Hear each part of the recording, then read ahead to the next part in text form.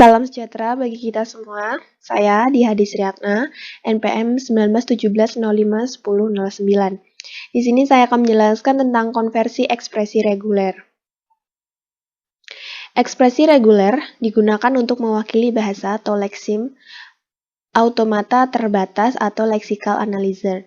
Pengenal untuk sebuah bahasa adalah program yang mengambil sebuah input string X dan menjawab ya jika X adalah kalimat bahasa dan tidak sebaliknya. Ekspresi reguler dikompilasi menjadi penganut dengan membuat diagram transisi umum yang disebut finite automata atau FA. Automata terbatas dapat menjadi NFA ataupun DFA. Yang mana diketahui M ini ada key, sigma, key 0, F, dan delta ini, di mana key ini sekumpulan state, sigma kumpulan simbol input, key 0 ini state mulai atau state awalnya, lalu F ini state bagian akhir, lalu ini fungsi transisi atau pemetaan state ke simbol input. Sehingga delta key dikali sigma menuju ke key. Konversi ekspresi reguler non-deterministic finite automata atau NFA, dia itu lebih dari satu transisi terjadi untuk setiap simbol input dari suatu state. Lalu ada transisi dapat terjadi bahkan pada string kosong.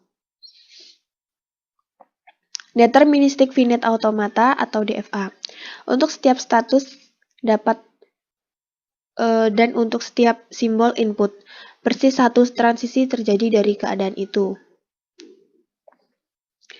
Ekspresi reguler dapat dikonversikan menjadi DFA dengan metode berikut ini. Yang pertama itu dengan konstruksi subset Thomson. Diberikan ekspresi reguler dikonversi menjadi NFA dan NFA yang dihasilkan dikonversi menjadi DFA. Yang kedua dengan metode langsung. Dalam metode langsung, ekspresi reguler yang diberikan dikonversi langsung ke DFA. Sini ada aturan ekspresi reguler ke NFA. Yang pertama itu ada union yang menuju ke R dengan R1 sama dengan R2 seperti gambar ini. Bisa dilihat ya. Yang kedua itu concatenation yang menuju ke R sama dengan R1 R2. Nah, seperti ini gambarnya. Lalu yang ketiga itu ada closure di mana R sama dengan R1 bintang ini. Lalu closure di mana sekumpulan state yang dapat dijangkau dari state yang bersangkutan mengambil string kosong sebagai input. Ini yang menggambarkan jalur yang mengonsumsi string kosong untuk mencapai beberapa state NFA. Di sini mana closure key 0 dengan dia itu himpunannya key 0, key 1, key 2, sedangkan key 1 ini key 1 sama dengan key 2, kalau key 2 itu hanya key 0. Lalu gambarnya sebelah sini, closure satunya itu dia himpunan 1, 2, 3, 4, 6, yang 2 itu 2, 3, 6, yang ketiga ini yang 3, 6, yang closure keempat ini 4, closure 5 ini 5, 7, closure 6 ini 6, closure 7 ini 7. Konstruksi subset. Diberikan ekspresi reguler dikonversi menjadi NFA. NFA diubah menjadi DFA. Langkah-langkahnya, konversi ke NFA menggunakan aturan ini untuk operator union, concatenation, dan closure, dan prioritas. Temukan closure semua state. Mulai dengan epsilon closure keadaan awal NFA. Terapkan simbol input dan temukan penutupan epsilonnya. Di trend atau state, simbol masukan, epsilon closure, itu move, state simbolan masukan. Di mana fungsi di trend ditransisi dari DFA.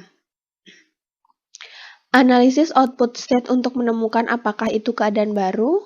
Jika state baru ditemukan, maka ulangi langkah yang keempat dan yang kelima ini sampai tidak ada lagi state baru yang ditemukan. Lalu kita buat tabel transisi untuk fungsi di trendnya. Lalu setelahnya kita gambar diagram transisi dengan state mulai sebagai epsilon closure dengan state awal NFA dan keadaan akhir adalah keadaan yang berisi keadaan akhir NFA yang digambar.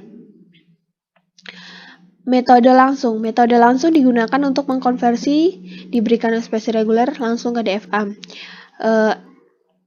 Metode langsung ini menggunakan ekspresi reguler augmented atau R pagar seperti ini ya. Keadaan penting NFA sesuai dengan posisi dalam ekspresi reguler yang memegang simbol alfabet. Ekspresi reguler direpresentasikan sebagai pohon sintaks di mana not interior sesuai dengan operator yang mewakili operasi gabungan, penggabungan, dan penutupan. Not down sesuai dengan simbol input. Membangun DFA langsung dari ekspresi reguler dengan menghitung fungsi nullable atau n, first post atau n, last post n, dan follow post i dari pohon sintaks. Nullable n di mana dia benar untuk bintang not dan not berlabel epsilon untuk node lain itu palsu. First post n di mana set posisi pada not ti yang sesuai dengan simbol pertama subekspresi yang berakar pada n. Last post set posisi pada not ti yang sesuai dengan simbol terakhir subekspresi yang berakar pada n. Follow post i di mana sekumpulan posisi yang mengikuti posisi tertentu dengan mencocokkan simbol pertama atau terakhir dari string yang dihasilkan oleh subekspresi, ekspresi reguler yang diberikan. Di sini ada aturan-aturan dari komputasi nullable, first post, dan last post ya.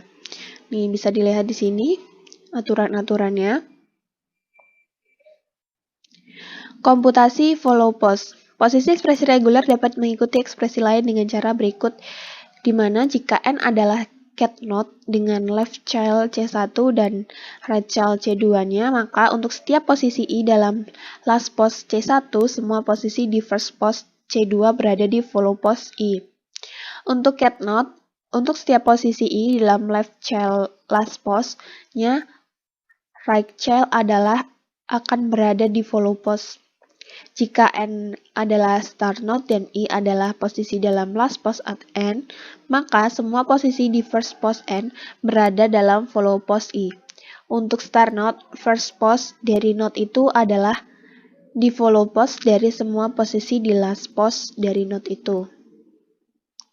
Sekian penjelasan dari saya, kurang lebihnya saya mohon maaf, saya ucapkan terima kasih.